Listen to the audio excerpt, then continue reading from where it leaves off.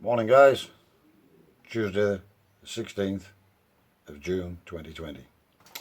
So we popped up the allotment this morning. The car's gone in for a service, or rather the car was in last week having a service and it's MOT.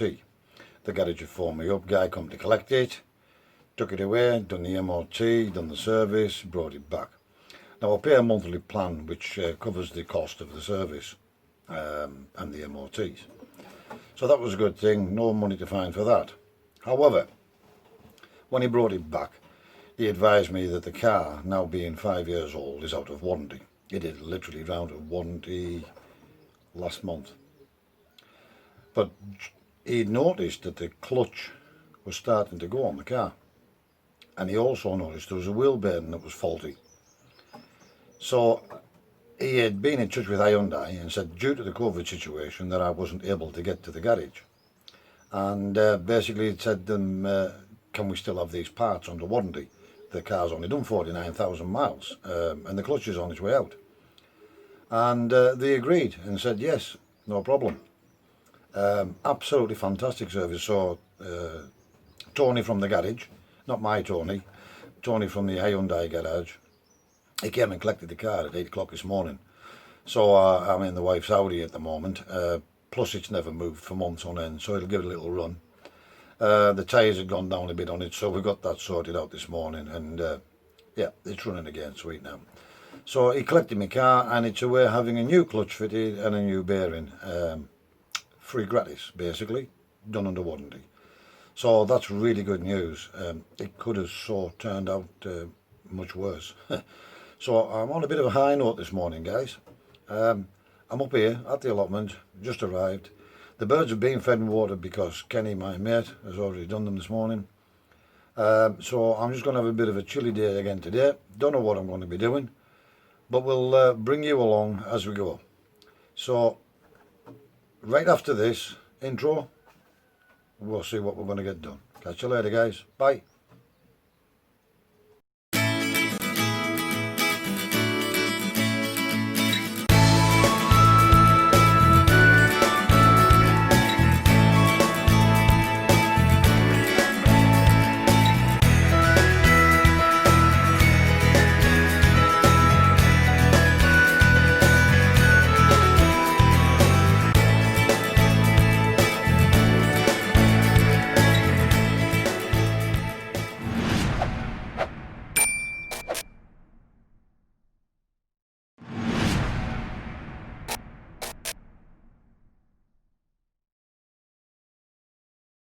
Okay guys, so I've decided I'm going to put the hose pipe run under the loft from this IBC. Now, as you can see, we've got the splitter on the top there now, and we've used some PTFE tape to give it a good seal, and that's fine, so we've got that. Now the next challenge is, single-handedly, how do I get a hose pipe under the length of this loft all the way through to the front, but more importantly trying to keep it on a level so that the water will run. So I've came up with an idea guys. We'll go around the front and I'll show you what I've decided I'm going to do or try, and see if it works. Catch you later. Okay guys, so here I have my length of hose pipe that was over in the other area, that was laying on the that was running from the IBC when it was in the chicken pen over to the garden. So I'm going to reuse this as well, because it doesn't have any holes in it.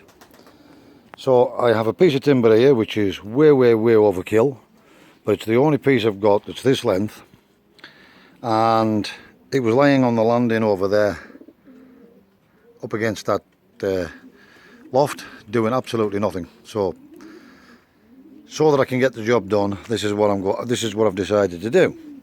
And I'm thinking, how do I get that hose pipe all the way under there on my own?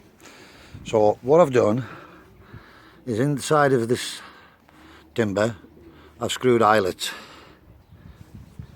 down the length of the timber,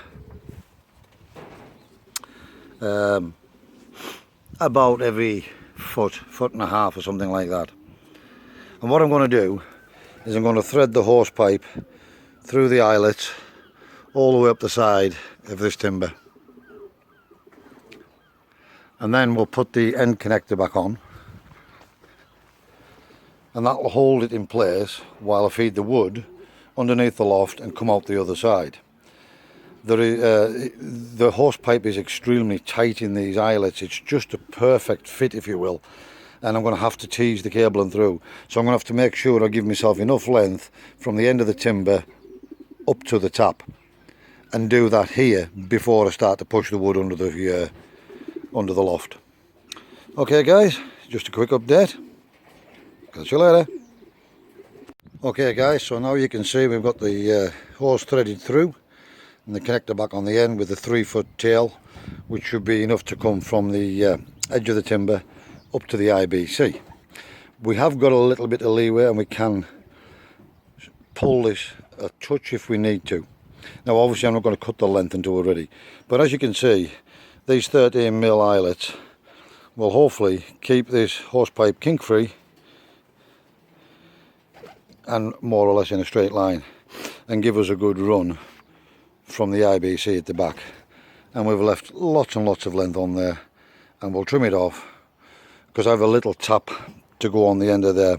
So what we'll do is we'll probably on here we'll have a little bit of a tail sticking out, so I can fix a tap onto the end of there. Now I've tested this to get the 25 litre drums underneath, and it's just not quite high enough, so I'm going to have to dig a little square out of here and put a bit of a board or something in there, just so that we can get the water in something as big as this. And in the process of doing that, the landing had actually dropped the legs, because I didn't put any brick underneath or slate, had actually dropped and sank into the so I've chocked this back up again now and put in a new stair with a bit of brick underneath. So yeah, I will need to do that right across this landing, but again, these are all little jobs we can do as and when I find the time. Alright guys, we'll give you a look around once we've got a bit more done. Catch you later. Okay guys, so that's it all cabled up and wired up. Now you can see we've left ourselves a little bit of slack with this. Just a little bit, just in case I needed the extra length on the other side. Now, there is a good fall on this as it is. So the water, and it's still higher than the actual tap. So the water is still higher than the pipe. So the weight itself will play a part and should force the water down there.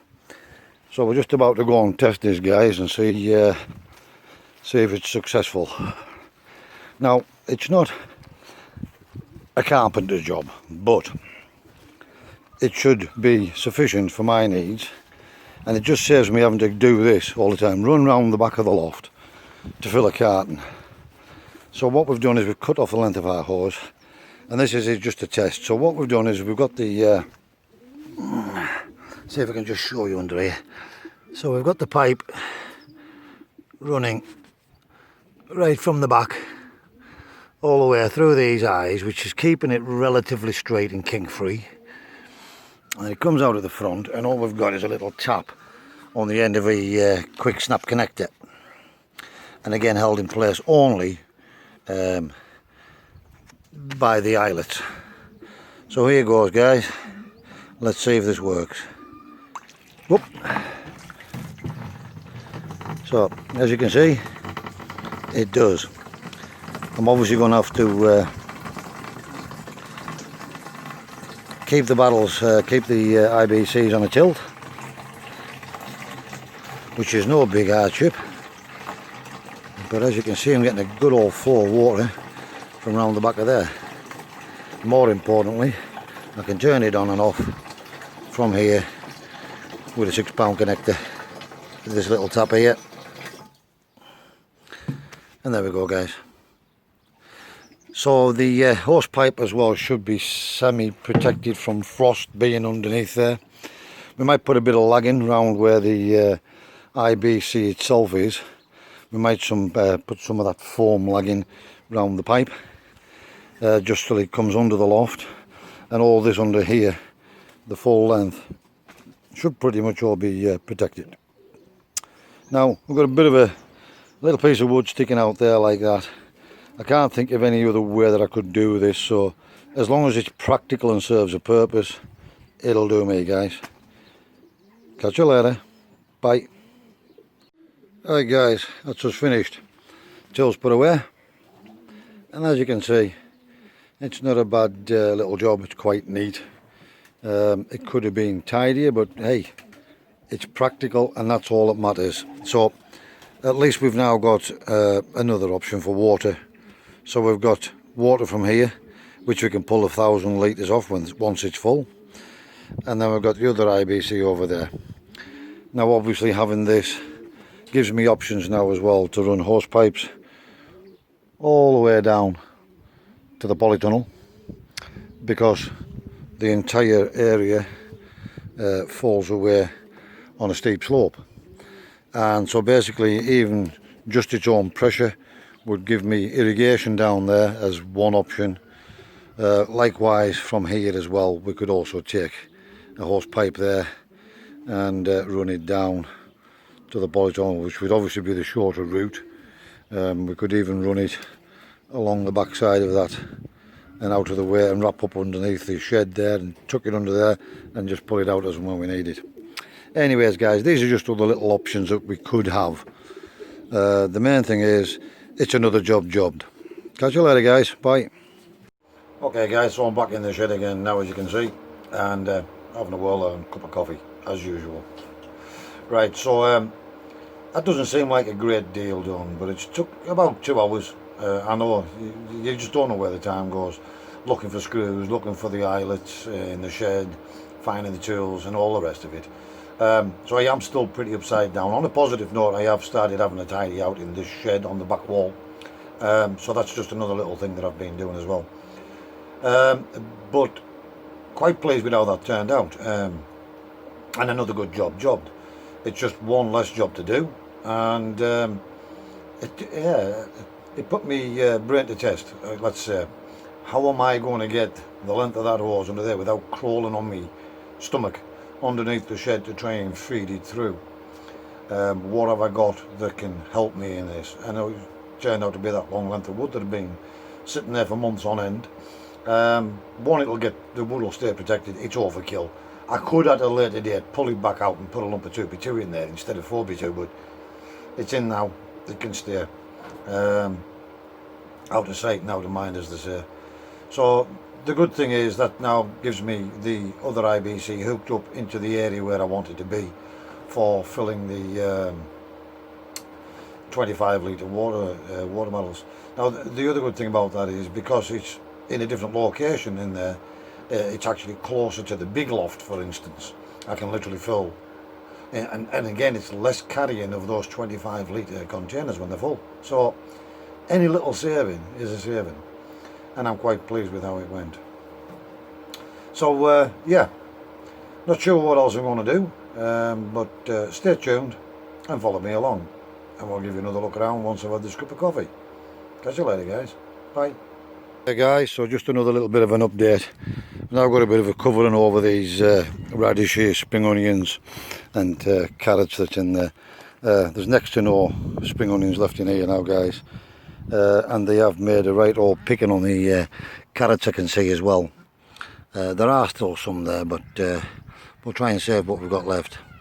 So you may remember I said I was going to get some of this green netting, because it's still quite good and it should keep the birds off if it does nothing else, hopefully. So we just put that bit of a covering on there guys. It's just a temporary measure, it's just to try and protect these from getting any worse. Should have done it ages ago for the 10 minutes it took, but we didn't. So there we go, it's done now guys. And I've also just had a little bit of a fire, phoned the local fire brigade and told them I was burning a bit of rubbish. So I'm just waiting for this to die off. It looks like it's going to absolutely throw down with a bit of luck.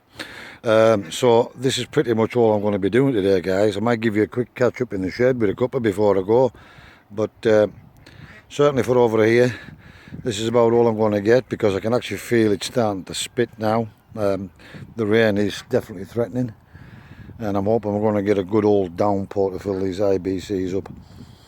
So yeah, another 2 or 3 little jobs jobbed. Got that sorted, got the tap fitted over on the landing, got some rubbish burned, got shot of some rubbish out of the other shed, started tidying up in there. So yeah, just little jobs, leisurely, under no great strain and not heavy work. So yeah, again, more little jobs done. Oh, and I've just picked some more salad and pulled some radishes. So that's another little feed for today. So we are getting stuff out of this, guys. Not a lot, but we're getting stuff. Catch you later. Bye. Hey guys, so just a bit of a final roundup now. It's 3:10. I've had just a nice leisurely chill out day today. Feeling a little bit better as well, I'm pleased to say. The last couple of days I wasn't feeling well at all. A bit of a bug or something, I'm not sure. Maybe something I even eat.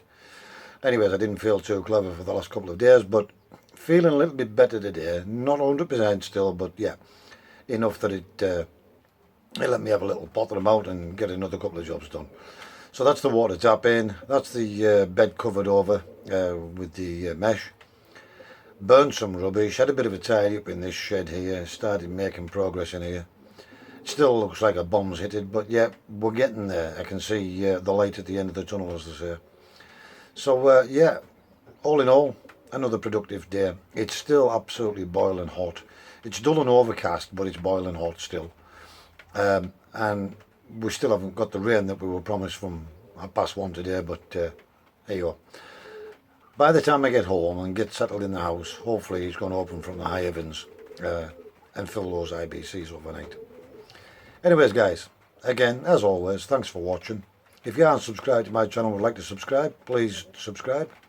And then hit the little bell icon on the right, and that will alert you every time I put up a new video. For now guys, stay safe, be practical, and keep yourself out of harm's way. And we'll see you in the next video. Thanks for watching guys. Bye.